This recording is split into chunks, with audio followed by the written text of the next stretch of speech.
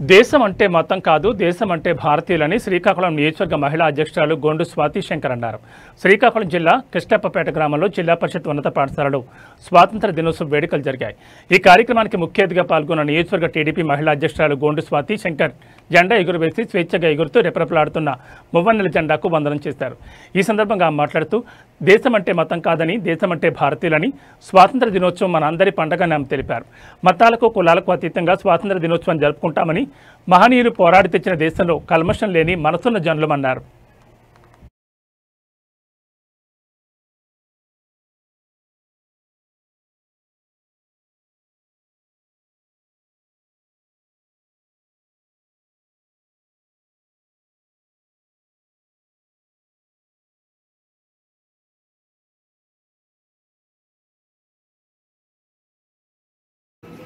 ఈ స్వాతంత్రం రాకముందు సుమారు 200 సంవత్సరాలు బ్రిటిష్ వారు మనకి పరిపాలించి ఎన్నో ఇబ్బందులకి గురి చేశారు. మీకు ప్రతి టీచరు మీకు స్కూల్లో క్లాసుల రూపంలో చెప్తుంటారు.